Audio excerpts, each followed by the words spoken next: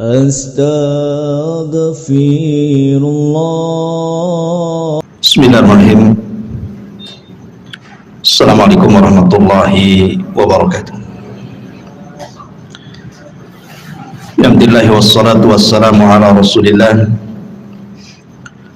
wa ala alihi wa sahbihi wa mawalah wa la hawla wa la quwata illa billahi wa ba'd.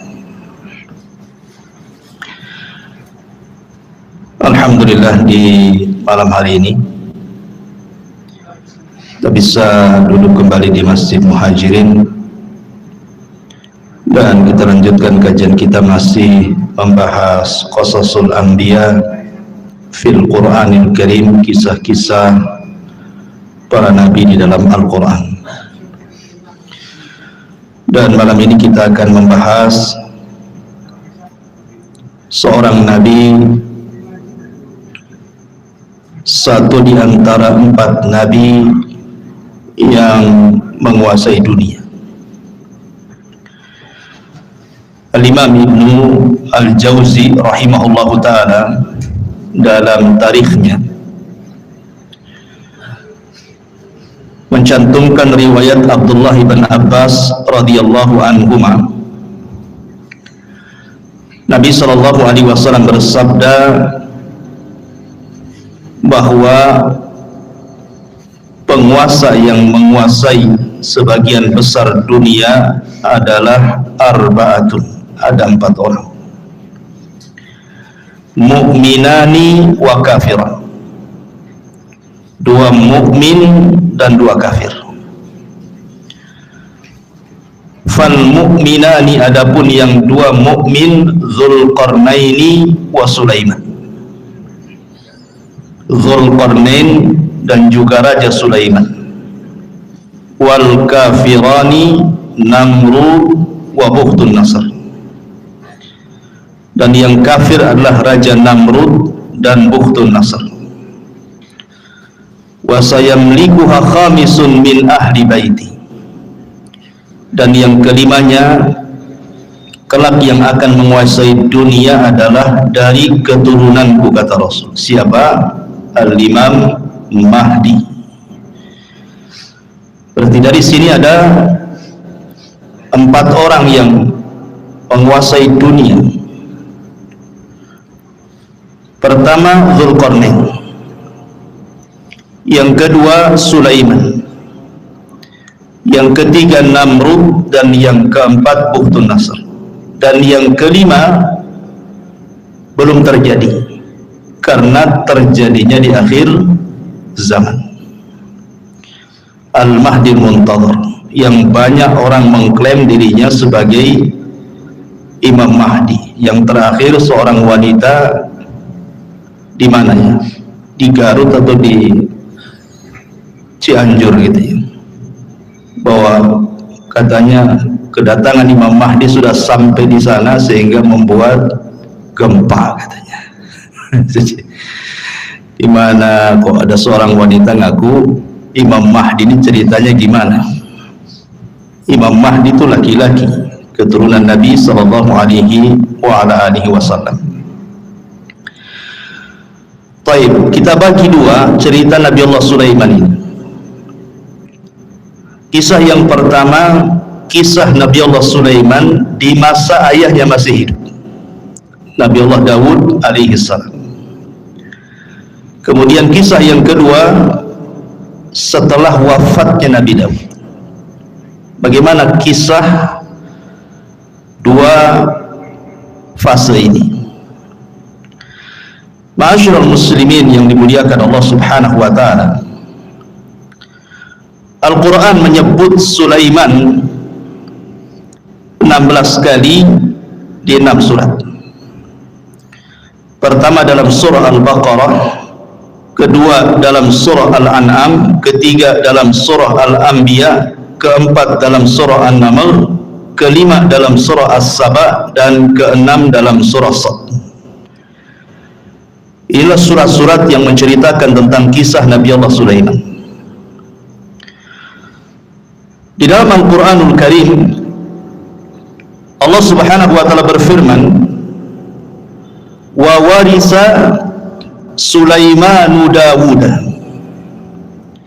dan Sulaiman mewarisi seluruh warisan Daud. Kalimat mewarisi bukan berarti warisan harta, karena Nabi SAW bersabda, nahnu ma'asyiral anbiya, kami para nabi, kata Nabi SAW, tidak pernah mewarisi harta. Ma tarakna sadaqah, apa yang kami tinggalkan itu adalah sedekah. Makanya Imam Muslim meriwayatkan tentang kisah Fatimah radhiyallahu anha bintu Nabi SAW saat wafatnya Nabi datang kepada Abu Bakar menuntut warisan dari ayahnya Nabi SAW. Tapi Abu Bakar menjelaskan tidak ada, karena Nabi SAW pernah bersabda, ma tarakna sadaqah, apapun yang kami tinggalkan dari harta itu semua sedekah. Dari situ Fatimah, bahasa kitanya agak dongkol dengan Abu Bakar sehingga tidak mau bicara sampai wafat. Ada yang mengatakan 4 bulan setelah Rasul meninggal, kemudian Fatimah meninggal. Ada yang mengatakan 6 bulan, tapi tidak lebih dari 6 bulan. Lah ketika itu Ali radhiyallahu anhu belum berbaiat kepada Abu Bakar selaku khalifah. Kemudian setelah Fatimah meninggal dikuburkan, malam-malam dikuburkannya, Abu Bakar tidak dikasih tahu. Karena juga ada perasaan tidak senang Ali kepada Abu Bakar, bukan masalah kekhilafahan, tetapi masalah waris. Jadi Ali radhiyallahu anhu setelah itu mendatangi Abu Bakar, kemudian mengemukakan ketidaksukaannya. Kenapa dia menzalimi ahli bait, kok tidak dibagikan warisan Nabi? Maka Abu Bakar tetap mengatakan bahwa Nabi tidak mewarisi, walaupun ada harta tidak bisa diwarisi oleh ahli warisnya, karena seluruh harta Nabi, baik yang ada di Fadak atau yang ada di Khaybar gitu ya, atau bagian khumus dari ghanimah, itu semua jadi sedekah. Abu Bakar tetap berpegang dengan sabda Nabi SAW, baru Ali paham. Setelah itu kemudian Ali berbaiat kepada Abu Bakar di tengah-tengah manusia, dan manusia pun senang karena Ali sudah akur lagi dengan Abu Bakar.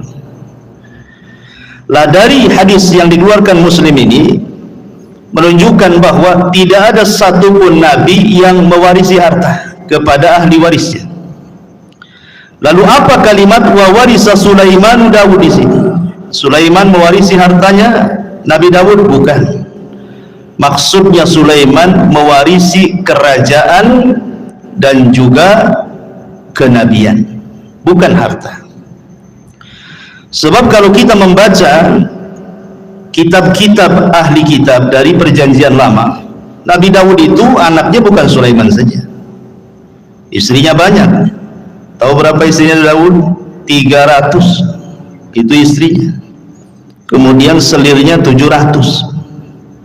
Anaknya banyak, tidak mungkin kemudian hartanya dikasih satu orang namanya Sulaiman saja kan.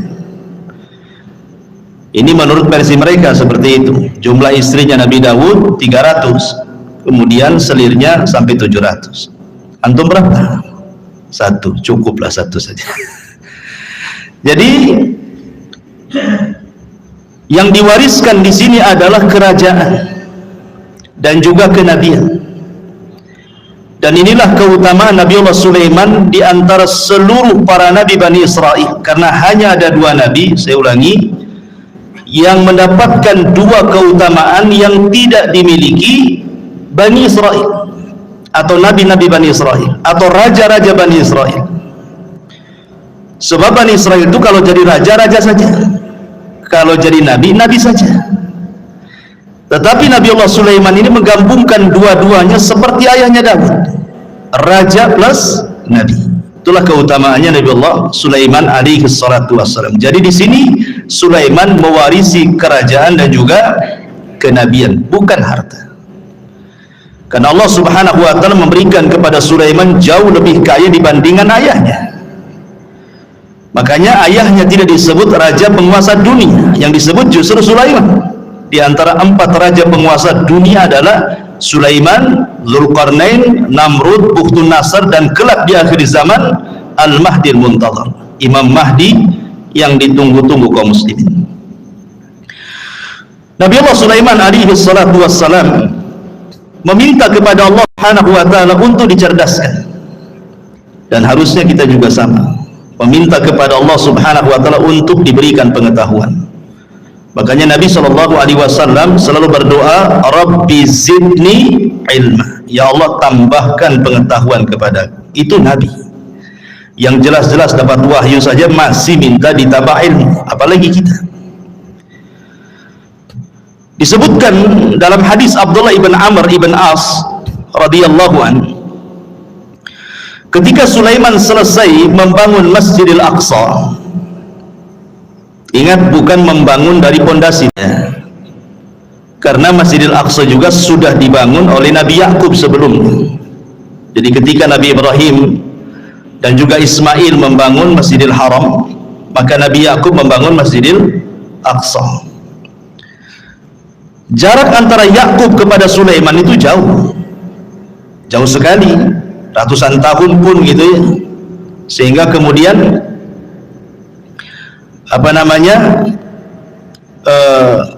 Nabi Allah Sulaiman alaihi salatu wassalam tidak sezaman dengan Nabi Yakub itu. Jadi Nabi Yakub itu bukan Nabi Sulaiman itu bukan membangun dari dasar, tetapi Nabi Sulaiman alaihi salam hanya memperbaharui saja. Dia memperbaharui apa yang sudah ada, kemudian dibuat pondasi, di atas pondasi itulah yang disebut dengan Haikal Sulaiman, yang sekarang sedang dicari-cari oleh orang Yahudi. Haikal itu, bagi orang Yahudi yakin kalau seandainya Haikal itu maksudnya pondasi yang dibangun di atas pondasi Masjidil Aqsa sebelumnya itu didapati hari ini, maka mereka akan merobohkan Aqsa, kemudian akan membangun Masjidil Aqsa sesuai dengan Haikal Sulaiman menurut mereka. Kalau itu terjadi, katanya, itulah tanda kemenangan orang-orang Yahudi, karena di situ ketika mereka membangun Masjidil Aqsa sesuai dengan Haikal Sulaiman, maka mereka berkeyakinan akan muncul Matius mereka, penolong mereka. Menurut kita maksudnya adalah Dajjal, tapi Dajjal menurut orang-orang Yahudi itu bagi mereka Matius, penolong mereka. Makanya ketika Dajjal muncul di akhir zaman, apa yang terjadi? Diikuti oleh 70.000 Yahudi Asfahan. Jadi Dajjal itu ditunggu-tunggu oleh mereka gitu ya. Baik. Nah, ketika selesai membangun Masjidil Aqsa, Nabi Sulaiman berdoa dengan 3 doa. Doa yang pertama, kata Nabi Allah Sulaiman alaihi salatu wassalam, sa'alallaha hukman yusadifu hukmahu wa mulkan la yanbaghi li ahadin min ba'di. Dia meminta kepahaman kepada Allah agar jangan sampai setiap putusannya ketika dia memutuskan sesuatu kepada Bani Israel kecuali sesuai dengan putusan Allah. Kemudian yang kedua, dia meminta kepada Allah Subhanahu wa ta'ala agar kekuasaan yang dianugerahkan oleh Allah kepada Sulaiman jangan dimiliki siapapun setelahnya, hanya Sulaiman saja yang punya. Makanya Nabi SAW ketika sedang sholat, kemudian diganggu oleh jin, syaitan, kemudian ditangkap, kemudian dicekik, maka Rasul merasakan dingin air liur daripada jin syaitan ini.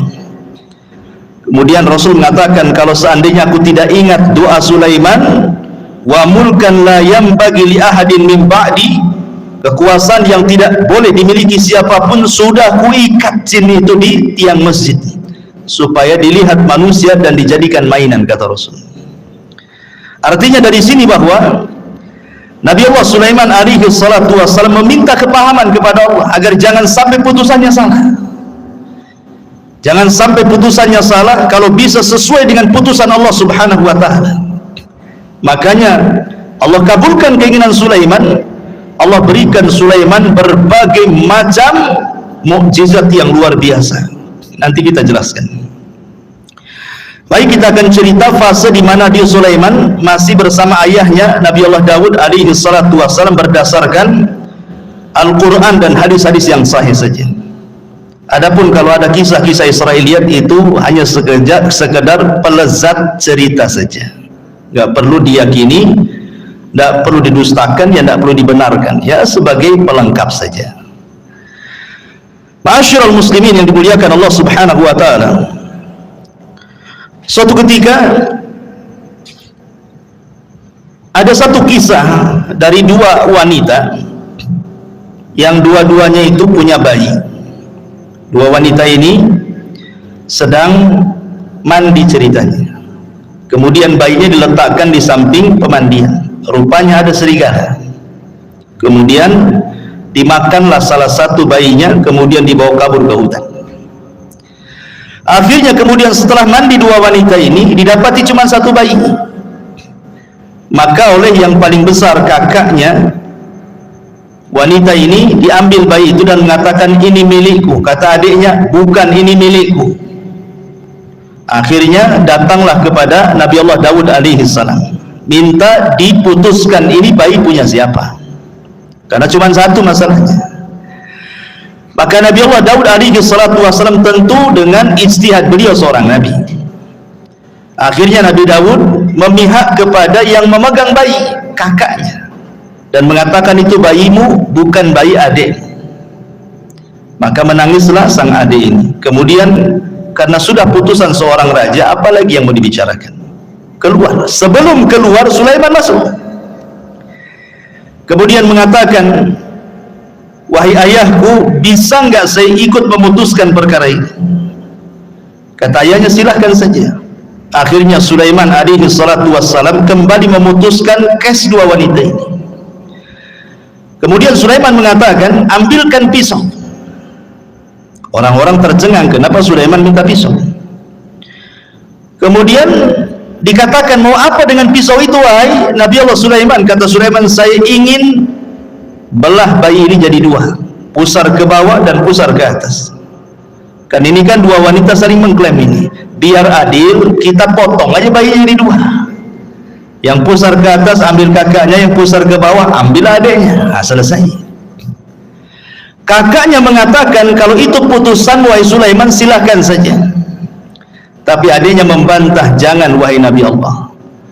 Kalau memang engkau hendak membunuh bayi itu dengan cara memutuskan jadi dua, memotong jadi dua, sebaiknya serahkan saja bayi itu kepada kakak saya. Enggak apa-apa, saya tidak punya bayi.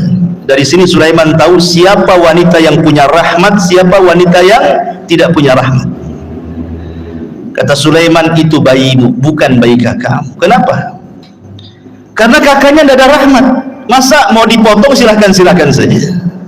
Sementara adiknya nggak mau, berarti menunjukkan bayi itu bayi adiknya. Karena biasanya seorang ibu ada keterikatan emosional dengan anaknya, kan?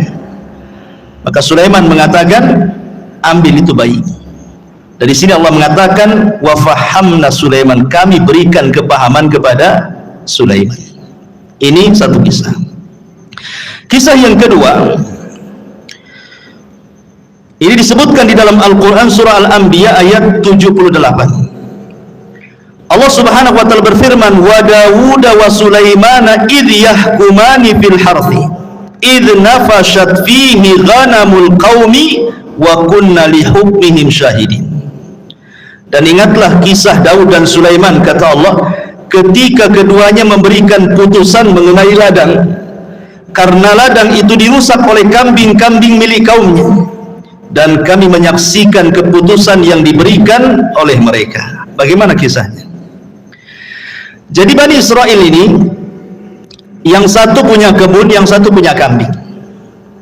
Ini kambing-kambing ini tidak dijaga oleh pemiliknya, masuklah ke kebun orang, dirusaknya kebun itu, dimakanlah daun-daunan, ladang-ladang yang baru saja ditanam dirusak, semua dirusak. Namanya kambing gak berakal. Nah, kalau orang suka ngerusak ya kayak kambing ini, gak berakal.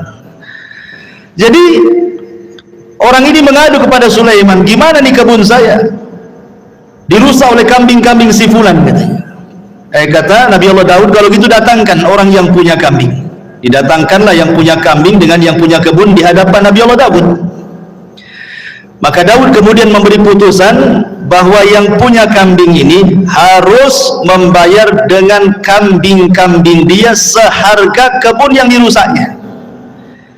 Umpamanya kambingnya 100, kalau seandainya 10 ekor cukup untuk membayar kerusakan itu, ya sudah, kasihkan 10 ekor. Itu putusan Nabi Daud. Maka ketika itu datang Nabi Allah Sulaiman dan juga meminta izin kepada ayahnya, boleh nggak ikut memberikan putusan? Kata ayahnya, silakan. Maka Nabi Allah Sulaiman memutuskan dengan putusan yang berbeda dengan ayahnya. Apa kata Nabi Sulaiman? Sekarang kambing-kambingmu serahkan ke yang punya kebun. Dia berhak dengan kambing-kambingmu sebagai jaminannya, dan dia boleh mengambil air susunya. Sementara engkau yang punya kambing, kau perbaiki kebunnya sampai sesuai dari sebelumnya, sebelum dirusak. Jadi suruh Nabi Sulaiman tukar-tukaran di sini. Yang punya kebun pegang kambing, yang punya kambing pegang kebun, supaya kebunnya ditanami lagi sampai kesedia kala baru kambingnya diambil lagi sebagai jaminan. Maka di sini keputusan Sulaiman lebih adil dibandingkan keputusan Nabi Allah Daud. Ini dua kisah disebutkan dalam hadis yang sahih dan juga disebutkan di dalam ayat Al-Quran surah Al-Anbiya ayat 79. Baik, ini diantara dua kisah semasa Nabi Sulaiman bersama Nabi Allah Daud. Kita masuk pada kisah kedua. Bagaimana kisah Nabi Allah Sulaiman alaihi salatu wassalam itu sendiri? Setelah wafatnya Nabi Allah Daud alaihi salatu wassalam, maka Sulaiman menjadi pewaris tahta dan juga pewaris kenabian, sama dengan ayahnya. Dan Nabi Allah Sulaiman alaihi salatu wassalam diberikan banyak mukjizat sebagaimana doanya dia. Minta diberikan kerajaan yang tidak diberikan kepada orang setelahnya. Makanya banyak kemudian kehebatan dan kecerdasan Sulaiman yang tidak dimiliki banyak nabi. Di antara mukjizatnya adalah Nabi Allah Sulaiman alaihi salatu wassalam ya tadi diberikan kerajaan dan juga kenabian, dan itu tidak ada di zaman Bani Israel kecuali dia dan ayahnya saja. Tetapi ma'asyiral muslimin yang dimuliakan, kalau memang Nabi Allah Sulaiman diberikan kekayaan yang banyak, bagaimana dengan Nabi kita? Kita bandingkan dengan Nabi SAW. Kita tidak hendak membanding-bandingkan Rasul dengan Sulaiman atau Sulaiman dengan Rasul, tidak. Tetapi kalau ada orang bertanya, berarti kalau begitu Nabi Sulaiman lebih hebat dong dibandingkan Nabi kita. Kan mesti ada yang ngomong begitu nanti kan? Maka kita jawab sebagaimana yang dijelaskan oleh Imam Ibnu Katsir di dalam kitabnya Bidayah wan Nihayah, bahwa Nabi SAW berdasarkan hadis Aisyah dan juga Ibnu Abbas radhiyallahu anhuma, sebelum wafatnya Nabi SAW pernah ditawarkan Allah kunuzul ardi, pembendaharaan bumi oleh Allah. Kalau engkau mau wahai Muhammad, aku berikan pembendaharaan bumi untukmu. Tapi Nabi SAW tidak mau.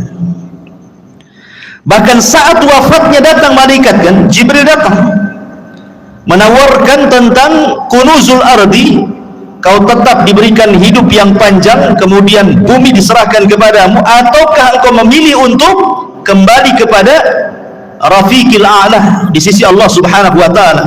Rasul enggan memilih dunia, tapi Rasul memilih meninggal karena ingin berjumpa dengan kawan-kawannya di mana? Di Rafiqil A'la. Artinya kalau seandainya Rasul meminta untuk hidup, tentu Rasul pun sama akan diberikan kekayaan yang pernah Allah anugerahkan kepada Sulaiman. Itu maknanya. Ini yang pertama.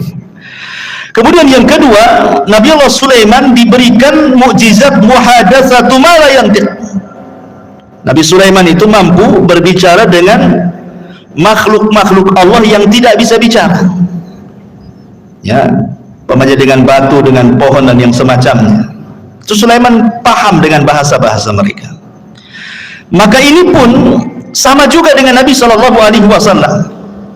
Bahkan Nabi SAW pernah mengatakan, inni la a'rifu hajaran kana yusallimu alayya bi Makkah qabla an ab'atha inni la a'rifuhu al-an. Apa kata Rasul?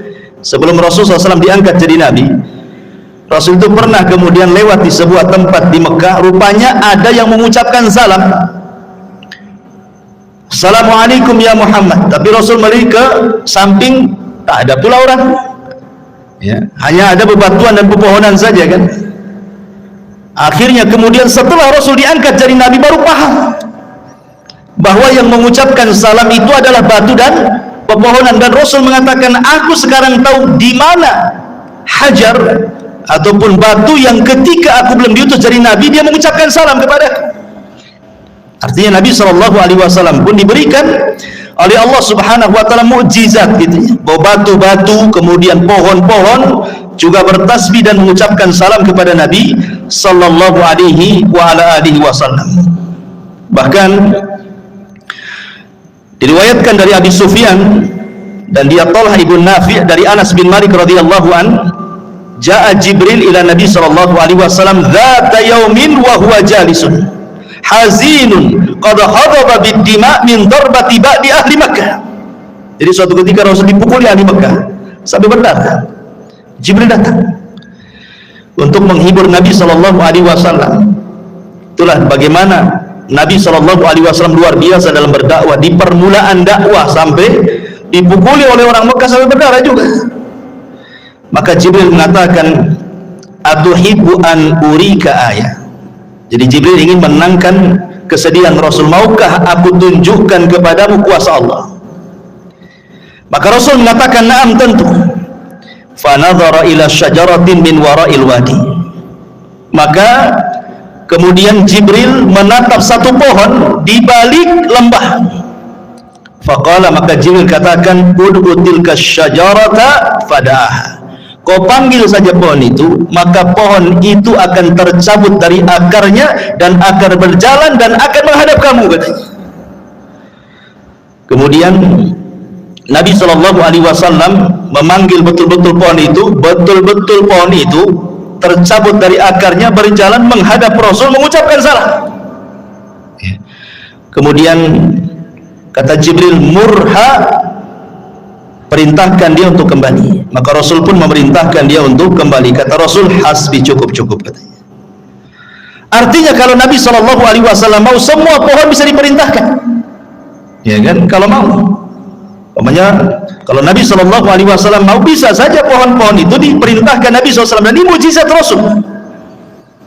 Dan sanadnya riwayat ini ala syarti Muslim, berdasarkan syarat Imam Muslim. Kemudian yang ketiga di antara mukjizat Nabi Allah Sulaiman, taskhirur riyah sakharahallahu li Sulaiman. Jadi Sulaiman mampu menundukkan angin. Tentu ada sebabnya kenapa Nabi Allah Sulaiman mampu menundukkan angin, ikhwan. Jadi suatu sore Nabi Sulaiman itu, dan itu disebutkan di dalam Al-Qur'anul Karim ketika kita bicara tentang kuda Sulaiman. Jadi Sulaiman itu suka dengan kuda perang. Jadi sore hari itu Sulaiman saking senangnya dengan kuda-kuda itu, karena kan Sulaiman ahlul jihad. Tentu di zaman itu tidak ada kendaraan untuk perang melebihi kuda. Kalau di zaman sekarang ya ada pesawat, ada tank, macam-macam kan itu ya. Zaman dulu ya kuda saja, itu binatang yang paling hebat di dalam berperang. Makanya Allah bersumpah dalam Al-Quran, wal adiyati ghabha, demi kuda-kuda perang yang mengeluarkan suara terengah-engah. Dan Rasul mengatakan bahwa di ubun-ubun kuda perang itu ada barokah sampai kiamat. Dan Rasul mengatakan 3 olahraga yang disunnahkan: berenang, kemudian memanah, kemudian berkuda. Memang kuda itu ada keistimewaan. Dan di akhir zaman nanti perangnya kaum muslimin melawan orang-orang Nasrani itu dengan kuda, karena teknologi sudah tidak ada. Artinya kuda ini berkahnya sampai kiamat. Maka Sulaiman suka dengan kuda. Jadi suatu sore dia memandang kudanya, mengelus-ngelus kudanya gitu ya. Dan ingat, ada kuda khusus. Sulaiman itu punya kuda, dia punya sayap. Jadi ya ada kuda-kuda biasa, tapi ada khusus kuda Nabi Sulaiman itu bersayap dia. Ya, jadi bisa terbang dengan kuda itu dengan sayap. Dari mana kita tahu kudanya Sulaiman itu bersayap? Dari perkataan Nabi SAW, dari senyumnya Rasul ketika Aisyah radhiyallahu masih kecil. Aisyah kan masih kecil kan, usianya masih muda, jadi suka dengan boneka-bonekaan. Nah, di antara boneka yang di depan Aisyah itu kuda yang bersayap. Jadi Rasul mengatakan, itu kok kuda bersayap, kata Nabi. Masa ada kuda bersayap? Kata Aisyah radhiyallahu mengatakan, bukankah kau tahu bahwa kudanya Sulaiman juga bersayap, katanya Aisyah. Fadhahikan Nabi SAW. Maka Rasul tersenyum. Ya. Dan Rasul tidak membantah kan, hanya senyum saja kepada Aisyah radhiyallahu anha. Dari sini sebagian ulama beristidlal bahwa ada kuda-kuda Sulaiman itu yang bersayap. Walaupun ada yang membantah bahwa Aisyah ini hanya menukilkan cerita-ceritanya orang-orang Quraisy, dan Rasul juga tersenyum, ya, tidak mengatakan mengiyahkan dan juga tidak mentidakkan. Jadi ada juga yang membantah tidak ada, ya kuda-kuda tidak bersayap. Tapi ada juga yang mengatakan kuda Sulaiman itu ada yang bersayap gitu ya. Jadi saking asingnya dia memandang kuda Sulaiman itu, lupa dia sampai matahari terbenam. Harusnya dia melaksanakan dua rakaat sholat, karena sholat itu sudah ada sejak zaman dulu. Lihat Zakaria, wa huwa yusalli fil mihrab, dia sedang salat di mihrab, menunjukkan para nabi salat. Ya.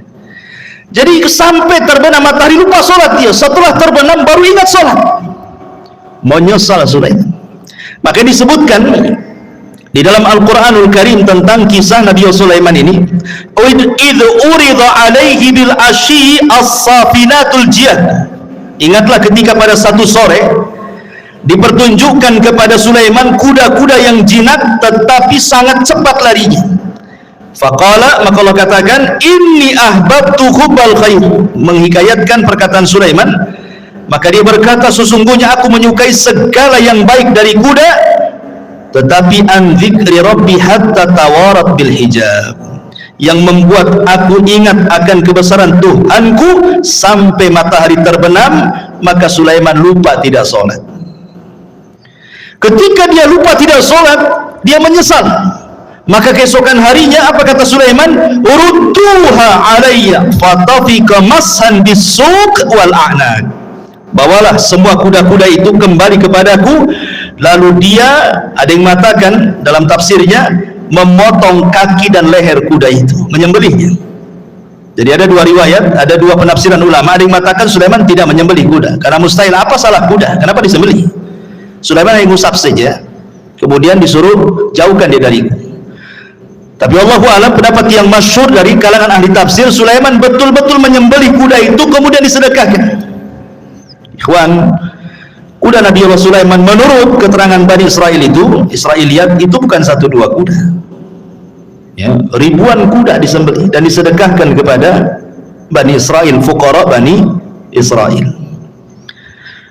Nah, setelah kemudian Nabi Allah Sulaiman menyembelih kuda-kuda itu karena terlalaikan dari salat, maka kaidah dalam Islam apa? Man taraka syai'an lillahi awadallahu khairan minhu. Siapa yang meninggalkan sesuatu karena Allah, Allah ganti dengan yang lebih baik. Ketika Sulaiman meninggalkan kuda-kuda itu karena Allah, karena melalaikan dia dari salat, Allah ganti yang lebih baik. Apa itu? Allah tundukkan angin.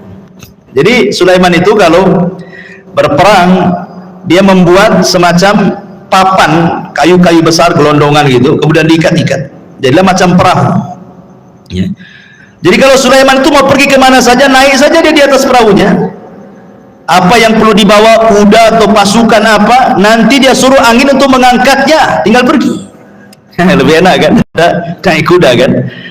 Makanya disebutkan dalam Al-Quran itu, kalau kuda itu mampu berjalan 1 bulan, cuman setengah, pagi berangkat, sore sudah sampai. Kalau naik kuda, sebulan perjalanan. Nah, itu berarti Allah berikan yang jauh lebih baik dibandingkan kuda. Itulah sebabnya ditaklukkan angin kepada Nabi Allah Sulaiman alaihi salatu wassalam. Taib. Bagaimana dengan Nabi sallallahu alaihi wasallam? Apa keutamaan yang mungkin setara dengan ditundukkan angin kepada Nabi Allah Sulaiman? Maka Imam Ibnu Katsir rahimahullahu taala menyebutkan beberapa perbandingan. Beliau mengatakan, amma taskhirur riyah di Sulaiman faqad qala Allahu fi sya'nil ahzab. Kalau memang Sulaiman ditundukkan angin sehingga mudah untuk berperang melawan musuh-musuhnya, maka Rasul pun diberikan oleh Allah Azza wa Jalla dengan mukjizat yang sama yang dicantumkan dalam surah Al-Ahzab. Ya ayyuhalladzina amanu uzkuru ni'matallah alaikum id ja'atkum junudun fa arsalna alaihim rihan wa junudan lam tarauha. Wahai orang-orang yang beriman, ingatlah nikmat Allah atas kalian ketika kami datangkan tentara-tentara kami, kata Allah, dalam bentuk angin, dan juga tentara-tentara yang tidak dilihat, maksudnya malaikat. Ya. Jadi kalau Sulaiman untuk berperang mereka, atau dia dan juga pasukannya dibawa oleh angin, maka Allah Subhanahu wa taala juga memberikan mukjizat tentara-tentara Allah membantu Rasulullah, termasuk angin dan juga para malaikat. Makanya ada istilah nusirtu bis sabah wa uhlikatil adu bid-dabur, kata Rasul. Aku ditolong dengan angin pagi dan kaum Ad dihancurkan dengan angin sore. Makanya sepanjang sejarah Nabi SAW tidak berperang, kalau menyerbu sebuah kaum tidak pernah menyerbu siang, sore atau malam, maka Rasul akan menyerbu di waktu subuh. Kalau terdengar azan, Rasul tidak menyerbu, menunjukkan daerah itu daerah Islam. Dari sini istidlalnya para ulama membedakan negeri Islam dengan negeri kafir itu dari suara azan. Jangan seperti orang-orang yang terpaham radikal membedakan negara Islam dengan negara kafir itu dari segi undang-undang. Undang-undang kita ini mengacu kepada Belanda, tauhid. Negara kita kan negara tauhid nih, kayak dia aja yang muslim tuh. Bukan itu yang membedakan negara Islam dengan negara kafir. Kalau dalam negara itu banyak saut-sautan adzan, berarti negara Islam tuh. Kalau ada sebagian negara kita memang tidak sesuai dengan apa yang diturunkan Allah dan Rasulnya, ini bukan pembeda bahwa negara itu dikatakan negara tauhid seperti negara kita ini. Ini bukan negara tauhid. Ya. Kita ini negara Islam, walaupun sebagian undang-undangnya tidak mengacu kepada Islam. Kenapa? Berdalil dengan hadis tadi. Kalau Nabi SAW mendengar suara adzan, Rasul tidak menyerang, Rasul pulang. Tapi kalau Rasul tidak mendengar suara adzan, berarti negeri kafir itu diserang sama Nabi. Berarti kalau masih dengar suara adzan bersaut-saut, apalagi negeri kita luar biasa, bukan dari masjid saja, musola besar, sampai ringtone handphone pun suara adzan, apalagi gitu. Ma'asyiral muslimin yang dimuliakan Allah Azza wa Jalla, kembali. Jadi Nabi SAW juga dikuasakan angin oleh Allah sehingga menghancurkan perang Ahzab itu, perang luar biasa, ikhwan. Bayangkan Nabi dikepung, namanya Ahzab. Ahzab itu kelompok-kelompok. Siapa kelompok-kelompok ini? Orang kafir Quraisy bergabung dengan orang-orang Yahudi, bergabung dengan orang-orang suku-suku Arab yang benci dengan Nabi, bergabung dengan orang munafik dari dalam lagi. Kalau bukan karena Allah, kalah Nabi itu. Tapi Allah utus angin, kemudian menghempas tenda-tenda, menakutkan kuda-kuda mereka sehingga pada kabur semuanya, sehingga habis perbekalan mereka, kendaraan mereka nggak ada, pulang tunggang langgang, menang dalam perang Ahzab. Baik, kemudian juga dalam perang Badar 314 melawan 1000 lebih tentara. Rasul pun tidak punya pengalaman perang. Sahabat yang dibawa pun bukan sahabat pilihan, karena dalam perang Badar itu tidak ada tuntutan sahabat ikut, karena memang tujuannya bukan perang, tujuannya mau mengambil hartanya Abi Sufyan yang dari Syam menuju ke Mekah. Untuk apa? Sebagai pengambil hak. Dulu mereka hijrah ke Madinah, hartanya diambil orang Quraisy. Sekarang orang Quraisy lagi dagang tuh, maka dagangannya mau diambil sebagai ganti apa yang sudah mereka ambil. Rupanya Abu Sufyan cerdas pula, ngirim dong supaya memberitahu Abu Jahal bahwa dia akan diserang. Abu Jahal menyiapkan pasukan 1000. Rupanya terjadi perang Badar. Jadi perang Badar ini perang yang tak terduga masalahnya. Tetapi sampai Nabi ketakutan, takut kalah. Maka di malam harinya diistighotsah di samping Abu Bakar dan mengatakan, Allahumma intahlik hadhil isabah falan tu'bad abada. Ya Allah, kalau kau hancurkan kelompok yang sedikit ini, nggak ada lagi yang menyembah kamu di permukaan bumi, katanya. Allah menangkan 314 melawan 1000. Allah menangkan. Siapa yang Allah menangkan? Kaum muslimin. Dengan apa? Diutusnya oleh Allah 5.000 malaikat. 5.000 malaikat diutus. Kalau Sulaiman menggunakan tentara jin, tetapi Rasulullah SAW diutus oleh Allah bi 5.000 minal malaika. 5.000 malaikat turun dipimpin Jibril menggunakan kuda namanya Kaidu. Kudanya Jibril itu namanya Kaidum. Kaidum, Haizum. Haizum namanya. Ya, siapa kuda Jibril? Haizum. Kaidum, Haizum. Ya, sambil memacu kudanya. Sebentar saja kalah orang musyrik itu. Ya. Baik, masyarul muslimin yang dimuliakan Allah Azza wa Jalla. Ini mukjizat Nabi Sulaiman. Kemudian mukjizat Nabi Sulaiman yang lain, taskhirul jin. Bisa menundukkan jin. Dan itu disebutkan di dalam Al-Qur'anul Karim, wa minal jinni man ya'malu baina yadayhi bi'idni rabbi wa man yazik minhum an amrina nudhikhu min adzabis sa'ir ya'maluna lahu ma yasha' min mahariba wa tamathila wa jifanil kal jawab wa qudurir rasiyat. Dan sebagian jin yang bekerja di hadapan Sulaiman, di bawah kekuasaan Sulaiman dengan izin Allah, dan siapa yang menyimpang di antara mereka kalangan jin dari perintah kami, kami rasakan kepada mereka azab neraka yang apinya menyala-nyala. Maka para jin bekerja untuk Sulaiman sesuai dengan apa yang dikehendakinya, di antaranya membuat gedung-gedung tinggi, patung-patung, piring-piring besar seperti kolam dan periuk-periuk yang tetap berada di tungkunya. Jadi membuat periuk besar, kuali yang tidak bisa diangkat kecuali jin, saking besarnya kuali itu untuk masak, ya. Bahkan sebagian mereka dirantai jin-jin itu, karena ada jin-jin itu yang mereka tidak nurut, makanya perlu dirantai dan diawasi. Ya, kalau punya proyek Sulaiman itu membuat gedung-gedung besar, maka Sulaiman akan duduk mulai dari terbit sampai terbenam matahari. Bagaimana jin itu bekerja? Sehina itulah jin di mata Sulaiman. Ya, karena itu mukjizatnya Sulaiman bisa menundukkan jin. Baik. Masyarul muslimin yang dimuliakan Allah Azza wa Jalla, maka Nabi SAW pun sebenarnya kalau tidak teringat dengan doa Sulaiman, tentu dia pun bisa menundukkan jin, kan itu. Kan tadi sudah saya ceritakan, Rasul ketika sholat diganggu oleh syaitan, dari matakan iblis, langsung iblis yang mengganggu. Kemudian dicekik oleh Nabi. Kemudian dia meniatkan untuk mengikat di tiang masjid. Kemudian Rasul teringat dengan doa Sulaiman. Wa mulkan la yang bagi dia hadi min ba'di. Bahwa tidak boleh ada orang yang punya kekuasaan sepeninggalku. Ketika Rasul ingat ini, Rasul melepasnya. Ya. Artinya bahwa Nabi SAW juga bisa menundukkan atas izin Allah Subhanahu wa Ta'ala kalau Rasul mau, kan itu. Tapi Rasul teringat doanya Nabi Sulaiman, makanya Rasul kemudian melepaskan. Jadi ini juga di antara mukjizat Nabi SAW. Lebih-lebih kalau di bulan Ramadan, apa yang terjadi? Sufidati syayatin. Ya, Nabi SAW diberikan kabar gembira oleh Allah Subhanahu wa Ta'ala, idza ja'akum Ramadan futihat abwabul jannah wa ghuliqat abwabun niran wa sufidati syayatin. Pintu surga dibuka, pintu neraka ditutup, setan-setan diikat semua. Ditundukkan oleh Allah Subhanahu wa Ta'ala untuk nabinya apabila datang bulan Ramadan. Ya. Kemudian juga di antara mukjizat Nabi Allah Sulaiman adalah fahmu lughatil hayawan. Sulaiman paham dengan bahasa binatang. Contoh ketika Nabi Sulaiman ini menyiapkan pasukan besar untuk menyerang, kemudian lewat ke sebuah lembah. Di lembah itu ada pasukan semut.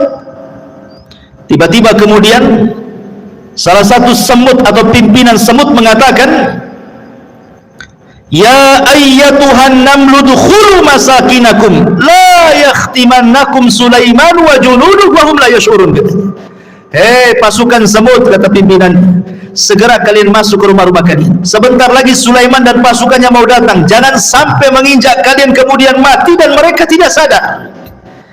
Lihat husnuzonnya semut kepada Sulaiman dengan kalimat tidak sadar. Artinya kalau kalian terinjak itu bukan karena kesalahan mereka, karena mereka tidak sadar menginjak kalian, itu maksudnya. Itulah husnuzonnya binatang. Binatang aja bisa husnuzon sama orang. Kita ini suudon sama orang gitu. Tidak ada husnuzonnya aja. Ini juga. Kemudian Sulaiman mendengar dari kejauhan. Dia paham bahasa semut. Apa yang terjadi? Ketika Sulaiman mendengar pimpinan semut ngomong begitu, fatabassama dhahikan min qauliha. Sulaiman tersenyum, habis itu tertawa lebar karena paham dengan ucapannya. Kemudian Sulaiman karena diberikan anugerah seperti itu, dia bersyukur.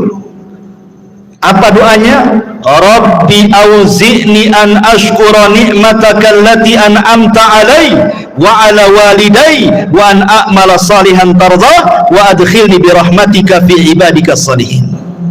Ya Rabb, anugerahkan kepadaku agar aku tetap bersyukur akan nikmat-Mu. Diberikan anugerah mampu memahami bahasa hewan, gitu ya.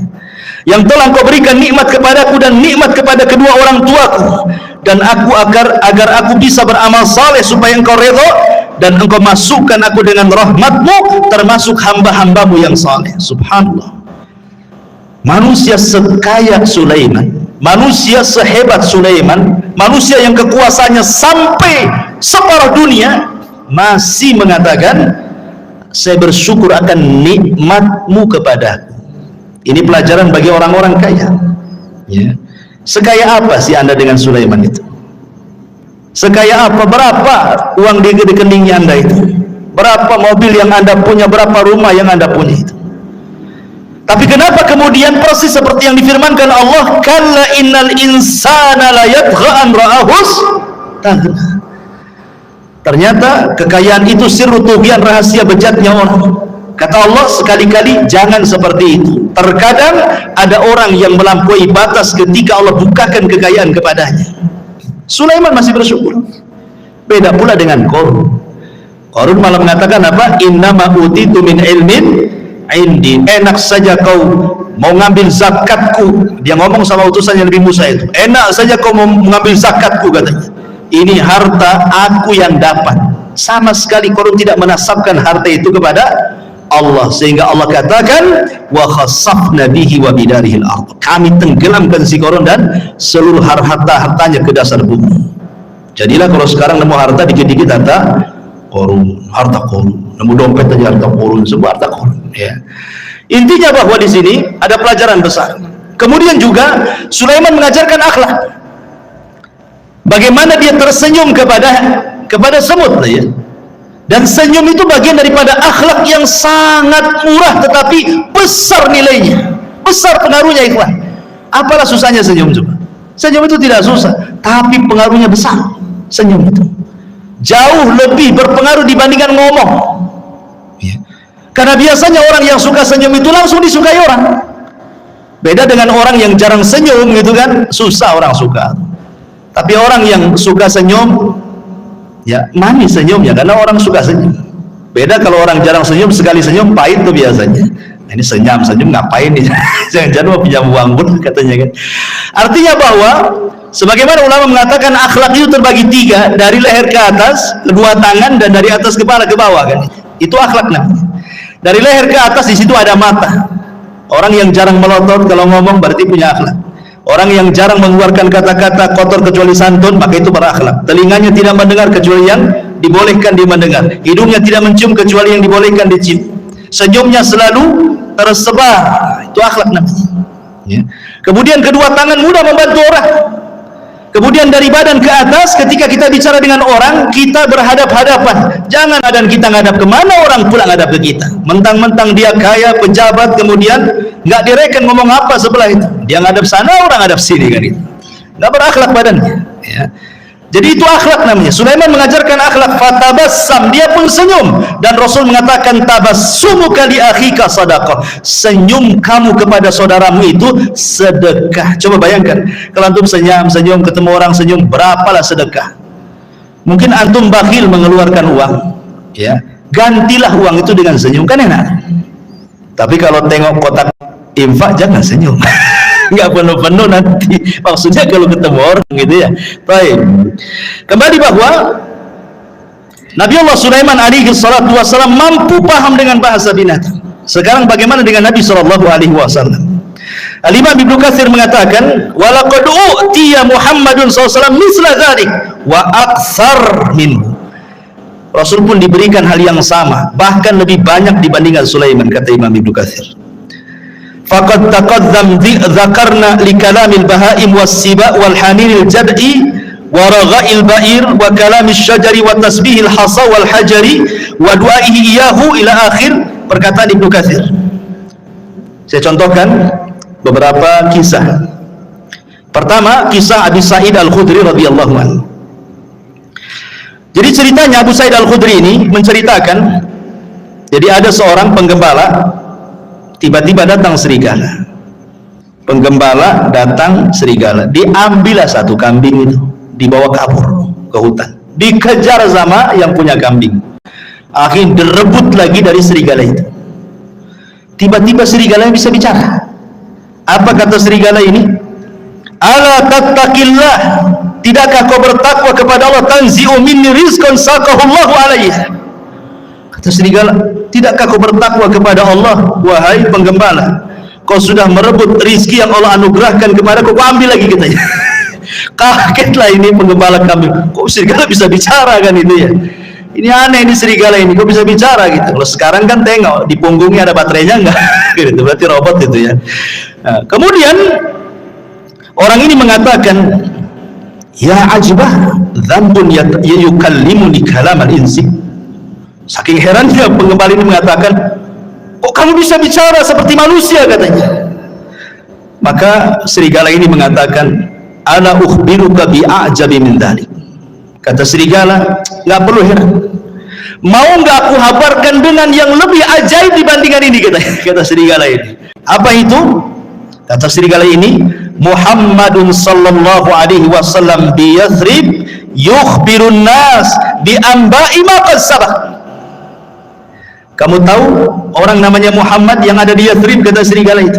Dia lebih hebat dibandingkan aku. Dia mampu berbicara tentang habar-habar yang sudah berlalu dari kalangan para nabi, Qarun, Fir'aun dan yang lainnya, atau yang akan datang hari kiamat, macam-macam. Aku tidak bisa, kata serigala. Akhirnya kemudian seorang ra'il ghanam ini akhirnya datang menemui Nabi, masuk Islam. Kemudian dia menceritakan tentang serigala yang bicara itu ke hadapan Nabi SAW. Maka kata Rasul, sadaq, serigala itu benar, katanya. Walladzi nafsi Muhammadin biyadihi la taqumus sa'ah hatta yukallimus siba'al insan. Tidak akan tegak kiamat, kata Rasul, sampai ada binatang yang bicara dengan manusia. Itulah kamu, katanya. Kan gitu ya. Jadi sanadnya adalah syarti sahih, dan hadis ini disahihkan oleh Imam Al-Baihaqi. Lihat, serigala ini mengakui apa? Kehebatan Nabi, dan dia bisa bicara ya. Kemudian juga diriwayatkan dari Safinah maula Rasul. Rasul itu punya pembantu namanya Safinah. Pembantu Rasul banyak, salah satunya Safinah namanya. Jadi Safinah ini suatu ketika dia sedang safar, naik perahu. Qadar Allah, perahunya dihempas ombak, akhirnya hancur perahunya, berantakan. Tetapi Allah takdirkan dia selamat dengan satu kayu yang sisanya itu dia ngambang sampai dibawa ke antah berantah. Tiba-tiba dia nyasar di sebuah pulau. Ketika terbangun, tiba-tiba ada singa di hadapannya. Fawajada fihal asad, ada singa di hadapannya. Faqala lahu, maka si Safinah ini ketakutan dengan singa itu. Singa, dia pun lagi lelah, baru saja terdampar, nggak punya tenaga, mau lari gimana? Yeah. Sementara singa sudah di hadapannya. Berteriaklah Safinah ini, apa teriakannya? Dia mengatakan, ini, kata Safinah ini, sesungguhnya aku adalah sahabat Nabi SAW. Ini Safinah maula Rasulillah. Aku Safinah pembantu Rasulullah, aku sahabat Rasul, katanya. Tiba-tiba menjinaklah singa ini. Kemudian fadharaba mangkibi, tiba-tiba kakinya singa menepuk bahunya dia, seolah-olah ngajak pergi. Maka akhirnya ketika melihat jinak, maka hilanglah ketakutan Safinah, akhirnya mengikuti singa ini kemana arahnya. Rupanya singa ini kemudian mengarahkan ke jalan pulang. Sebelum pulang, katanya Safinah menceritakan, seolah-olah dia melambai-lambai yuwaddi'uni, seolah-olah ingin berpisah, ya, selamat pergi gitu kan. Subhanallah. Kemudian hal ini disampaikan kepada Nabi SAW. Lihat, binatang disebut saya pembantu Nabi, langsung jinak. Luar biasa, kan nggak menghadap Nabi. Nabinya di mana? Safinah hanya beritahu, saya ini pembantu Nabi, tadinya singa yang garang jadi lunak gitu. Tapi antum jangan praktekkan. Masuk ke kandang singa, saya umat Nabi, apa nggak diterkam? Ya. Jadi ini menunjukkan ikhwatul fillah muliakan Allah Azza wa Jalla, bagaimana singa itu tunduk dengan hanya ucapan saya adalah khadimun Nabi. Luar biasa. Ya. Ini juga disebutkan Imam Ibnu Katsir dalam kitabnya Al-Bidayah wa Nihayah. Kemudian juga disebutkan dari Abdurrahman ibn Abdullah ibn Mas'ud, dari bapaknya, dia mengatakan kunna ma'a Rasulillah SAW fi safarin famararna bi syajaratin fiha farha hamratan fa'akhadnahuma. Kata Abdurrahman ibn Abdullah ibn Mas'ud, dari bapaknya, dia berkata kami pernah safar bersama Rasul dalam peperangan. Tiba-tiba kami ini melihat ada burung cantik di atas pohon, cantik sekali. Kemudian naiklah salah seorang kami, diambilnya telurnya itu, diambil telur burung itu. Tiba-tiba fa'aja'at al-hamra ila Rasulillah sallallahu alaihi wasallam, maka induknya datang burung ini, kemudian menghadap Nabi sallallahu alaihi wasallam seolah-olah dia menceritakan bahwa ada kehilangan telurnya ini. Maka Nabi SAW langsung membariskan pasukan dan mengatakan man fajahada bifarhaiha, siapa yang menyakiti anak burung ini, katanya. Rasul tahu gitu ya. Ya, Rasul kan tidak tahu, yang ngasih tahu Pak burung melapor kepada Nabi SAW. Maka Rasul mengatakan rudduhuma, balikan anaknya. Kemudian dalam riwayat rudduhu rahmatan biha, kembalikan, kalian harus punya kasih sayang. Ya, sahabat pun mengembalikan. Artinya bahwa kalau Nabi SAW juga diberikan oleh Allah Subhanahu wa Ta'ala mujizat yang sama, paham dengan bahasa binatang. Sampai Imam Ahmad meriwayatkan dari musnadnya kisah tentang Anas bin Malik radhiyallahu anhu, bahwa suatu ketika Anas bin Malik radhiyallahu anhu masuk bersama Rasul di haid min haidil Ansar, di ganggang kota Ansar, kota Madinah. Ya. Apa yang terjadi? Kata Anas bin Malik radhiyallahu anhu, tiba-tiba datang seekor ghanamun fasajadat lahu. Tiba-tiba lari seekor kambing, sujud pula di hadapan Nabi. Ya. Sahabat nengok, ada kambing sujud di hadapan Nabi gitu ya. Maka faqala Abu Bakar mengatakan, Rasul, kalau kambing yang tidak berakal ini sujud, harusnya kami yang sujud, katanya. Tapi Rasulullah mengatakan la yanbaghi an yasjuda ahadun li ahadin walau kana yanbaghi li ahadin an yasjuda li ahadin la amartul mar'an tasjuda li zawjiha. Tidak boleh. Kalau Allah perintahkan aku untuk merintahkan kalian sujud di antara kalian, maka yang pertama kali aku peruntukkan sujud bukan kalian kepadaku, tapi seorang istri sujud kepada suaminya, karena besarnya haknya. Tetapi aku tidak diperintahkan untuk itu. Ada yang mengatakan hadisnya lemah, tetapi ada yang sahih yang dikeluarkan Musnad Imam Ahmad juga tentang kisah unta yang mengejar Rasul. Tiba-tiba Rasul sedang naik keledai bersama Jabir, disusul sama unta itu. Setelah untanya di depan, tiba-tiba ia buruk sujud di hadapan Rasul. Kemudian Rasul turun, dilihatnya unta itu nangis, diusap air matanya. Kemudian Rasul tak berbincang-bincang apa dengan unta, sahabat tidak tahu. Tiba-tiba Rasul berdiri, berteriak, man sahib hadzal jamal, siapa pemilik unta ini?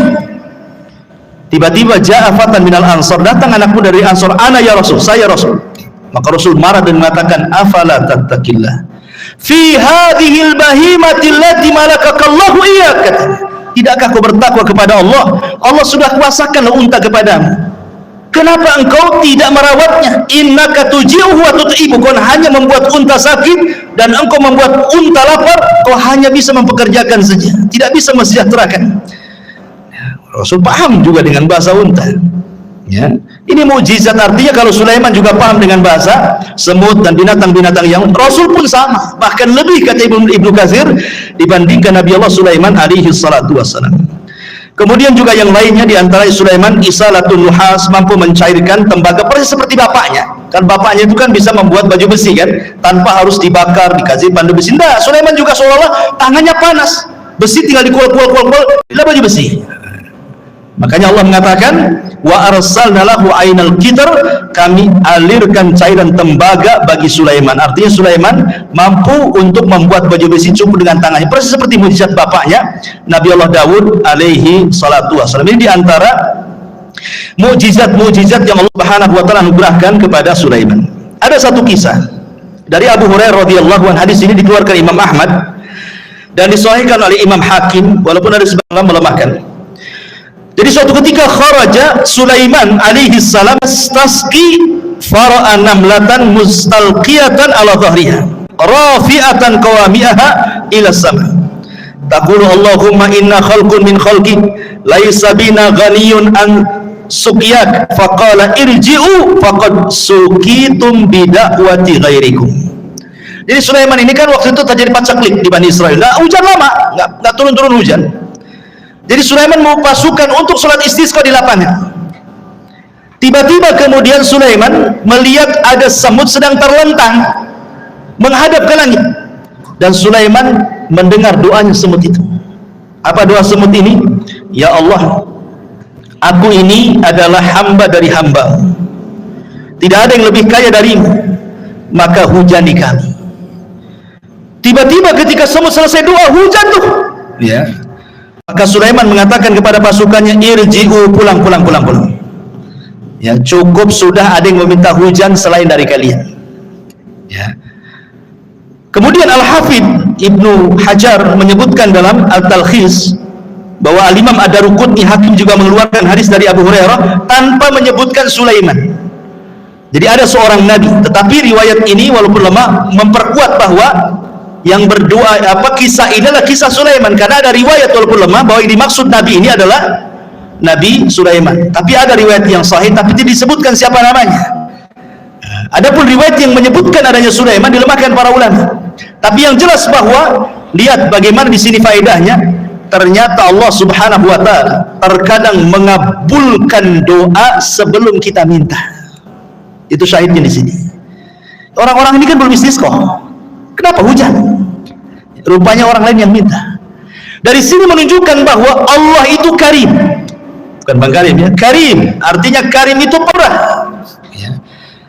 Dia bisa mengabulkan hamba-hambanya sebelum diminta. Dan itu bentuk malunya Allah Azza wa Jalla. Karena di antara sifat Allah itu adalah Hayyun Karim. Allah itu zat yang maha pemalu dan juga pemurah. Lah bentuk pemalunya Allah Subhanahu wa taala adalah Allah pantang apabila ada seorang hamba mengangkat kedua tangannya kemudian dibiarkan kosong tidak diberi. Allah pantang itu.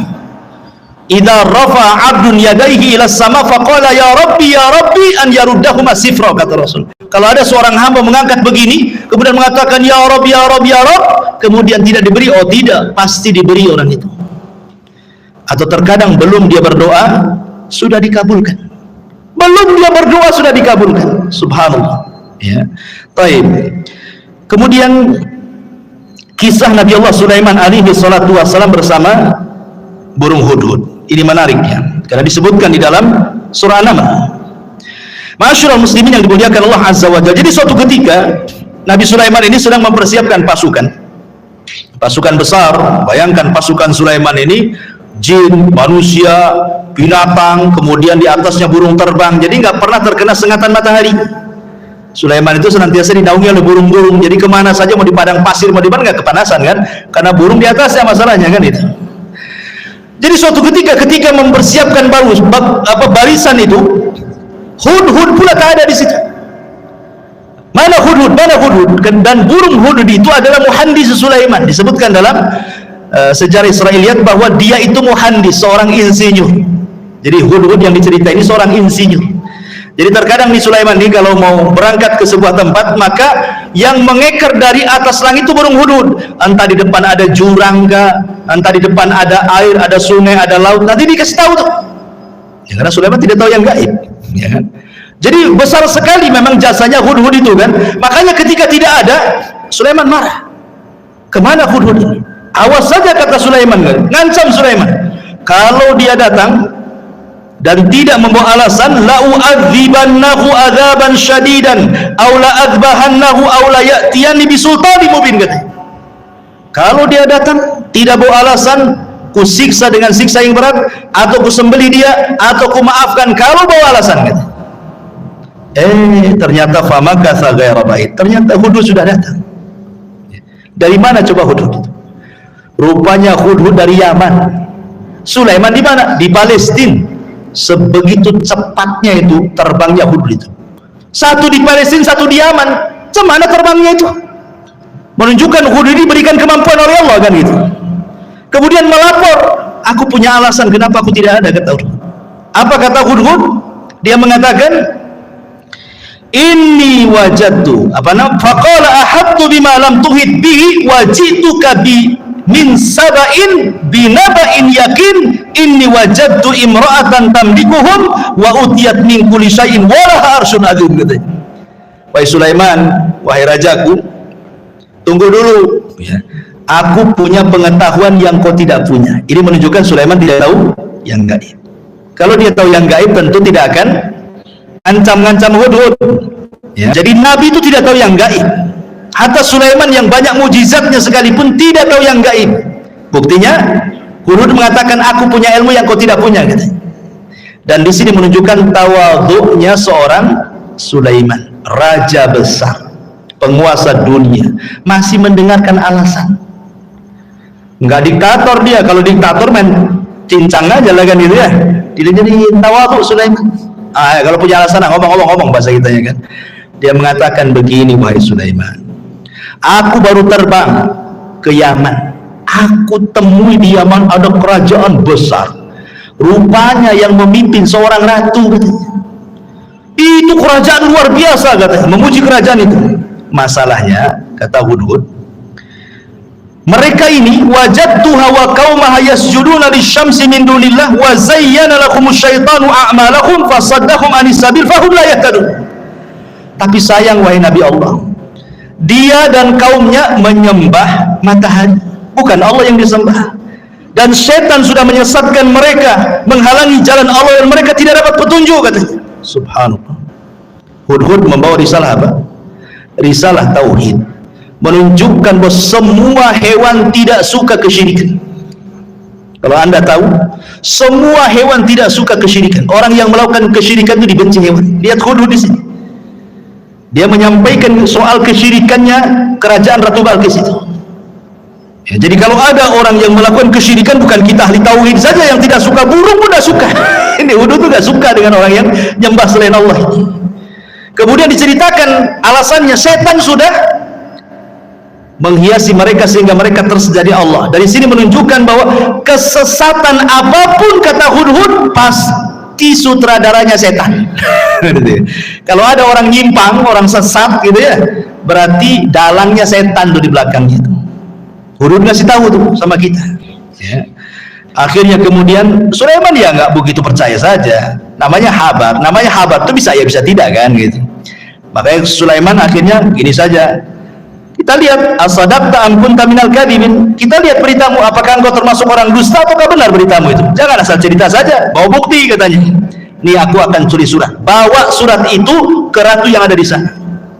Akhirnya ditulis. Lah tulisannya salah satunya apa? Bismillahirrahmanirrahim. Jadi pertama yang menulis Bismillahirrahmanirrahim itu Nabi Sulaiman. Sebelum Nabi kita, Nabi Sulaiman sudah menulis Bismillahirrahmanirrahim min Sulaiman, dari Sulaiman. Itu sejarah awal Bismillah itu. Ketika Ratu Balkis sedang duduk-duduk, datang si Hud itu ngasih surat. Dibaca surat itu, kagetnya bukan kepala. Ya. Habis itu kemudian dia kumpulkan pembesar-pembesarnya Ratu Balkis itu. Kemudian Ratu Balkis mengatakan, qalat ayyuhal mala inni ulqiya ilayya kitabun karim. Telah sampai kepadaku surat yang karim.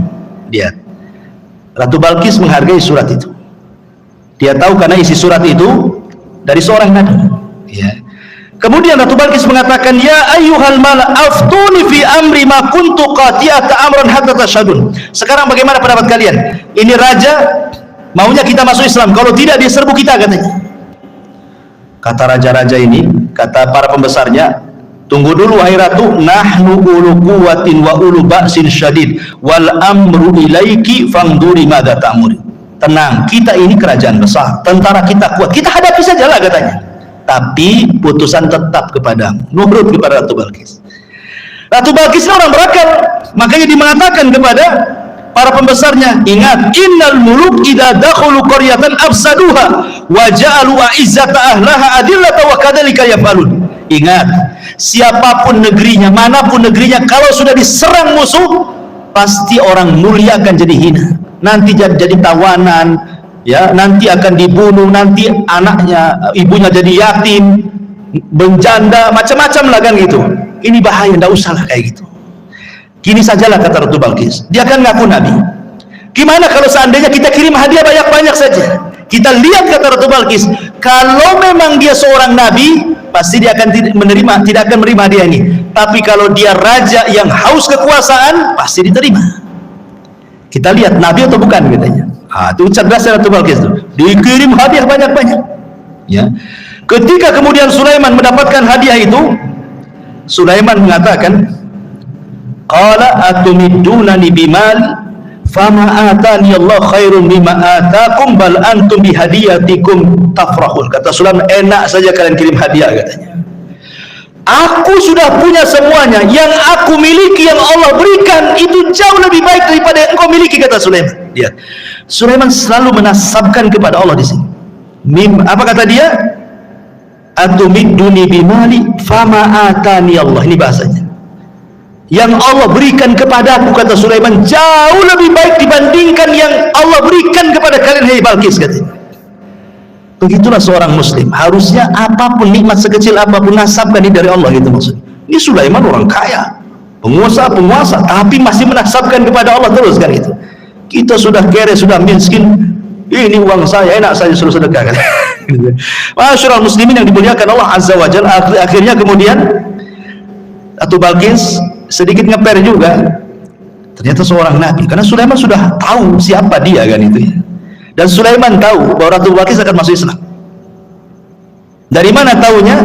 Dari akalnya yang cerdas. Dia tidak mau perang, malah kirim hadiah. Jadi Sulaiman mengira-ngira ini pasti dapat hidayah wanita ini. Makanya kemudian Sulaiman akhirnya apa? Punya siasat, dikumpulkannya pasukannya, jinnya, orang soleh dikumpulkan. Apa kata Sulaiman? Sebelum si Balqis datang ke sini, baiknya istananya kita pindahkan dari Yaman ke sini, katanya. Siapa yang bisa mindahkan istananya Ratu Balqis ke hadapanku, kata Sulaiman. Akhirnya qala ifritun minal jin, bangunlah jin ifrit. Ifrit itu di bawahnya iblis ya. Di bawahnya ifrit ada namanya Marodah yang diikat di bulan Ramadan itu. Apa kata jin ifrit? Ana atika bihi qabla an taquma min maqamik. Aku bisa mendatangkan istana itu, wahai Sulaiman, sebelum kau bangkit dari tempat dudukmu di singgasanamu itu. Menunjukkan bahwa jin punya kekuatan, bisa memindahkan sebuah istana kan, bisa dipindah. Apalagi mindah uang di celengan, paling mudah itu ya. Kalau antum punya uang di celengan kok hilang, jangan-jangan dipindah ifrit. Pas dicek tak ada lubang, betul lah dipindah jin. Tapi kalau ada lubang itu bukan jin yang pindah, orang rumah itu yang pindah. Baik. Jadi akhirnya ifrit mengatakan, perintahkan aku saja, sebelum kau bangkit istana sudah sampai di sini. Qala alladhi indahu ilmun minal kitab. Tiba-tiba seorang yang mempunyai ilmu dari kita berkata, ana atika bihi qabla an yartadda ilaika tarfuk. Kalau aku tidak, wahai Sulaiman, perintahkan aku saja sebelum matamu berkedip sudah sampai istana itu. Terjadi silang pendapat, siapa orang ini kok sakti kali dibandingkan ifrit nih. Ada 4 penafsiran para ulama. Ada yang mengatakan bahwa dia adalah Jibril. Jibril turun dan mengatakan, saya akan pindahkan. Penafsiran yang kedua, ini ifrit tapi yang muslim, yang satunya kafir, yang mengatakan sebelum kau bangkit itu adalah ifrit kafir. Tetapi yang mengatakan sebelum berkedip ini ifritnya muslim. Itu satu penafsiran yang lain. Penafsiran yang ketiga, Sulaiman sendiri yang ngomong begitu. Aku bisa memindahkan sekejap sebelum aku berkedip sudah sampai. Tapi pendapat yang masyhur dari kalangan para ulama bahwa yang memindahkanlah seorang laki-laki yang bernama Asif ibnu Barkhiyah. Asif pakai shad, Asif ibnu Barkhiyah, dialah orang kepercayaannya Nabi Musa yang diajar, yang mampu menguasai Ismul A'zam, nama-nama Allah yang agung. Kalau dalam Islam itu ada namanya Asmaul Husna. Di antara Asmaul Husna itu ada namanya Ismul A'zam. Menjadi perselisihan para ulama, Ismul A'zam dalam Asmaul Husna itu apa? Ada yang mengatakan Al-Hayyu, ada yang mengatakan Al-Qayyum, ada yang mengatakan Allah. Wallahu a'lam. Pokoknya tidak tahu mana yang satu. Kalau antum berdoa membaca Asmaul Husna 99 itu, insya Allah doa antum dikabulkan, karena pasti akan membaca Ismul A'zam. Salah satu dari 99 yang kita tidak tahu yang mana satu itu Ismul A'zam itu. Nah, kalau berdoa cobalah baca semua itu Asmaul Husna itu. Boleh jadi pas dengan Ismul A'zam, karena kan disembunyikan yang mana satu kita tidak tahu. Nah, Asy bin Barqiyah ini menguasai Ismul A'zam. Makanya kemudian dia berdoa kepada Allah, sebelum berkedip istananya sudah sampai. Seorang-orangnya juga keangkut di istana itu. Bayangkan, Ratu Balkis datang ke hadapan Sulaiman. Kata Sulaiman, sebelum Balkis masuk ke istana, kita robah dikit katanya. Masih kenal nggak dengan istana itu? Apa yang dirobah? Tehelnya, keramiknya dirobah. Dibuat apa? Dibuat kaca. Ya, karena kan di istana dipindah, diletakkan di lautan. Masalah istana itu kan bawahnya air tuh, dikasih kaca, jadi seolah-olah kalau nginjak itu nginjak air gitu. Jadi kata Ratu Balkis kepada Sulaiman kepada Balkis, betul nggak istana? Kayaknya iya, kayaknya tidak katanya. Dia ragu-ragu deh, iya ke tidak kan itu. Kalau tengok bangunannya iya, tapi kok isinya beda kan itu ya. Makanya sempat disebutkan dalam Quran ini, Balkis ini sampai kemudian menyingkap pakaiannya, khawatir terkena air, padahal itu kaca tuh. Ya. Dari situlah dia melihat kehebatan Sulaiman. Akhirnya Ratu Balkis mengatakan perkataan menunjukkan dia masuk Islam, wa aslamtu ma'as Sulaiman lillahi rabbil alamin. Maka Balkis mengatakan, aku sekarang masuk Islam bersama Sulaiman. Dia masuk Islam akhirnya. Tapi menjadi perselisihan apakah Balkis ini menjadi istri Sulaiman atau tidak, itu menjadi khilaf ulama. Dia mengatakan jadi istrinya, dia mengatakan tidak. Wallahu a'lam. Tidak ada riwayatnya. Karena Sulaiman ini juga istrinya banyak. Ada dalam sebuah hadis yang sahih, jadi satu malam Sulaiman itu diberikan kekuatan mampu menggauli istrinya. Istrinya 100 ikhwan. Ada yang mengatakan yang 60 istri sahnya, yang 40 selirnya. Ya. Jadi semuanya 100. Kata Sulaiman, malam ini bernazar ingin menggauli semua istrinya dalam satu malam. 100 wanita digauli satu malam. Kalau nggak punya kekuatan, tengkleng lantum tuh. Ini kan khusus para nabi. Nabi itu diberikan kekuatan oleh Allah. Sulaiman diberikan kekuatan itu. Kemudian Sulaiman bernazar, aku ingin gauli dalam satu malam ini semua istri-istriku, dan aku berdoa kepada Allah, setiap istriku mengandung punya anak, dan kujadikan semuanya tentara di jalan Allah untuk berperang. Itu Sulaiman, itu nadarnya. Rupanya Sulaiman lupa membaca insya Allah. Harusnya dia mengatakan insya Allah, karena masyiah itu tetap milik Allah. Kalau kita berkehendak, Allah tidak mungkin terjadi. Allah berkehendak, kita tidak, pasti terjadi. Itu semua kaidah seperti itu. Harusnya Sulaiman mengucapkan insya Allah. Maka malam itu digilir semua istri-istrinya. Rupanya tidak ada yang mengandung kecuali satu. Ketika melahirkan, separuh manusia separuh bukan. Tidak punya kaki, puntung kakinya ke atas, ya, nggak punya kaki. Ya. Itulah makanya kenapa walaupun dia seorang nabi, tetap masyiah itu milik Allah, kehendak itu milik Allah. Makanya penting mengucapkan insya Allah. Apapun mengucapkan insya Allah. Mau datang besok insya Allah, datanglah insya Allah.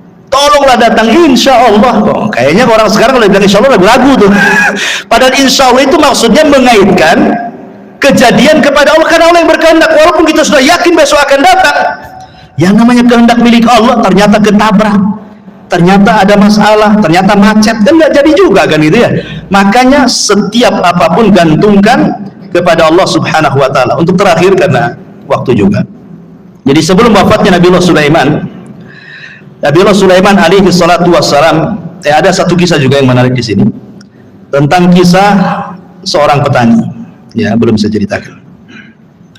Jadi suatu ketika ada seorang petani, dia berangan-angan ingin mendapatkan kekuasaan seperti yang dimiliki oleh Sulaiman. Akhirnya kemudian angin itu tiba-tiba kemudian memberitahu Sulaiman bahwa ada orang yang berangan-angan ingin seperti dia. Angin yang menceritakan kepada Sulaiman. Maka Sulaiman pun datang, kemudian menemui petani itu dan mengatakan, wahai petani, janganlah kau berangan-angan sesuatu yang kau tidak mampu. Jangan. Ya, dan di sini juga ada adab berdoa itu sesuai dengan kemampuan. Jangan berdoa kepada Allah meminta sesuatu yang mustahil antum dapat. Walaupun kita tahu bahwa bagi Allah tidak ada yang mustahil, tapi kan kita melihat kenyataan. Ya, umpamanya antum ini hanya kerja ya gaji mungkin pas-pasan, serabutan, tukang bangunan ke ojek online atau apa gitu kan. Berdoa, ya Allah, jadikan aku presiden, umpamanya kan. Buatkan aku istana besar. Ya mustahil juga. Bagi Allah tidak mustahil, tapi kan kita tahu kemampuan kan. Ya, seperti orang ini kan meminta kepada Allah supaya diberikan seperti yang diberikan kepada Sulaiman kan. Maka Sulaiman mengatakan, janganlah meminta sesuatu kecuali yang engkau mampu. Kata Sulaiman, demi Allah, tasbihnya engkau satu kali, la tasbihatun wahidatun, kata Sulaiman, khairun minad dunya wa ma fiha. Kau cukup bertasbih, subhanallah, itu lebih baik dibandingkan dunia dan isinya, kata Sulaiman. Subhanallah ya, keistimewaan tasbih ya, subhanallah. Baik, jadi sebelum wafatnya Sulaiman, tadi saya sudah jelaskan, Sulaiman membangun Masjidil Aqsa. Kemudian berdoa kepada Allah Subhanahu wa ta'ala dengan 3 doa. Ya, salah satunya doanya apa? Supaya Sulaiman diberikan hukum yang tidak menyelisih hukum Allah. Yang kedua, agar kerajaannya yang sudah dikuasai jangan diberikan kepada orang yang setelahnya. Yang ketiga, siapapun yang datang ke Masjidil Aqsa tidak berniat kecuali untuk sholat, keluar seperti bayi yang dilahirkan tidak punya dosa. Kata Rasulullah, adapun yang 2 sudah dikabulkan, adapun yang ketiga aku hanya mengharap Allah mengabulkannya. Kenapa? Karena Rasul sudah sholat di Baitul Maqdis ketika Isra Mi'raj kan, itu ya, dia ingin dikabulkan yang ketiganya. Dan yang terakhir, kisah wafatnya Sulaiman. Jadi ketika Nabi Allah Sulaiman alaihi salatu wassalam mendekati ajalnya, dia meminta kepada Allah Subhanahu wa ta'ala agar kewafatannya Nabi Sulaiman ini jangan sampai diketahui bangsa jin yang sedang bekerja. Karena memang walaupun demikian kan yang bekerja kepada Sulaiman bukan jin muslim saja, jin kafir banyak. Dan mereka harus ditunggu. Makanya Nabi Sulaiman itu kalau menunggu jin-jin kafir sedang bekerja itu mulai dari terbit matahari berdiri di singgasananya sampai terbenam matahari. Jadi betul-betul mereka diawasi terus 24 jam. Jadi suatu ketika Sulaiman ini sedang memegang tongkat. Kemudian Allah takdirkan datang malaikat maut mencabut nyawa Nabi Allah Sulaiman. Lama Sulaiman itu tidak dijelaskan dalam sejarah berapa lama dia duduk di singgasananya sambil bertelekan kepada tongkatnya gini. Ya, sambil tongkat. Jadi yang menjadikan jasad Sulaiman tidak jatuh karena ada tongkat yang dipegangnya. Entah berapa lama, wallahu a'lam, tidak dijelaskan, Quran tidak menjelaskan, hadis juga tidak menjelaskan gitu. Yang jelas tiba-tiba tongkat itu dikerumuni oleh rayap, kemudian memakan tongkat itu sedikit demi sedikit. Akhirnya kemudian tongkat itu pun patah, lemah, hancur, Sulaiman terguling. Ketika Sulaiman terguling, maka jin-jin mengatakan, kalaulah kami tahu yang gaib Sulaiman itu sudah mati, tentu kami tidak dihinakan seperti ini. Dari sini menunjukkan bahwa jin tidak tahu yang gaib. Ya. Lah ketika Sulaiman meninggal dunia, ingat ketika di zaman Nabi Sulaiman itu kan banyak dunia perdukunan ya. Sebelum Sulaiman diutus itu kan dunia perdukunan di mana-mana. Ya. Makanya Allah utus Sulaiman untuk memberantas dunia perdukunan. Makanya diutus Asif ibn Barkhiyah tadi untuk mengambil semua buku-buku dukun-dukun itu. Kemudian diancam dukun-dukun kalau masih melakukan praktik perdukunan dibunuh. Maka tidak ada berani satupun dukun yang melakukan praktik perdukunan. Mereka diminta tobat dan mentauhidkan Allah. Kemudian buku-bukunya disimpan oleh Asif ibn Barkhiyah di sebuah kotak, dan itu diletakkan di bawah singgasana Sulaiman. Sulaiman pernah ngancam, siapa yang mengambil buku sihir ini, kalau dia manusia aku bunuh dia, kalau dia dari kalangan jin terbakarlah dia. Ketika Sulaiman meninggal dunia, jin tidak bisa mendekati karena terkena sumpahnya Sulaiman, kalau diambil sama dia kan terbakar. Akhirnya kemudian mereka merayu, ada 2 orang namanya Harut dan Marut. Ada yang mengatakan Harut Marut itu manusia, ada juga yang mengatakan Harut Marut itu malaikat, ada yang mengatakan Harut Marut itu setan, macam-macam lah penafsiran ulama ya. Tapi yang jelas bahwa akhirnya diambillah oleh Harut dan Marut ini, kemudian diajarkan kepada manusia. Harut Marut sudah mengatakan ini tidak boleh diajarkan kepada kalian, kalau kalian bisa belajar ini bisa kufur masalahnya. Sehingga ada sebagian orang Yahudi tidak mau belajar, tapi ada juga yang tetap belajar. Akhirnya kemudian tersebarlah kesyirikan sihir kembali setelah Sulaiman wafat ya. Lah jin ini, iblis ini yang kemudian menghasut orang-orang untuk mengambil buku sihir di bawah singgasana Sulaiman, mengatakan, kalian tahu nggak kenapa Sulaiman bisa menundukkan angin, bisa menundukkan ini itu macam-macam? Dia itu punya sihir. Kalau kalian tidak percaya, tolong di bawah singgasananya ada buku-bukunya. Kalau kalian ingin seperti Sulaiman, ambil pelajari, katanya. Dari sinilah muncul keyakinan Yahudi bahwa Sulaiman itu bukan nabi, tetapi tukang sihir. Makanya di zaman Nabi SAW ketika Rasul kemudian memuji Sulaiman, menjelaskan tentang mukjizat-mukjizat Sulaiman, orang-orang Yahudi Madinah tidak terima dan mengatakan Sulaiman bukan nabi, Sulaiman itu penyihir. Ketika itulah turun surah Al-Baqarah 102, wattaba'u ma tatlu syayatin ala mulki Sulaiman wa ma kafara Sulaiman walakinna syayatina kafaru yu'allimuna an-nasa sihra ila akhir ayat. Dan mereka mengikuti apa yang dibacakan oleh setan-setan di zaman kerajaan Sulaiman. Sulaiman tidak kafir, artinya Sulaiman tidak mengajarkan sihir. Lalu siapa yang mengajarkan sihir itu? Setan-setan itu yang mengajarkan sihir. Jadi kita katakan bahwa Sulaiman itu nabi, tapi orang Yahudi mengatakan dia sihir, penyihir. Nauzubillah. Makanya Allah turunkan wattaba'u ma tatlu syayatin ala mulki Sulaiman wa ma kafara Sulaiman walakinna syayatina kafaru yu'allimuna an-nasa sihra wa ma unzila 'alal malakaini bi Babila Harut wa Marut. Wallahu a'lam. Kisah Harut Marut panjang, tidak perlu dikisahkan, di lain kesempatan saja. Ini diantara kisah singkat dari Nabi Allah Sulaiman. Wallahu a'lam. Mudah-mudahan ada manfaatnya. Subhanallahi wa bihamdika asyhadu an la ilaha illa anta astaghfiruka wa atubu ilaik. Allahu ta'ala. Assalamualaikum warahmatullahi wabarakatuh.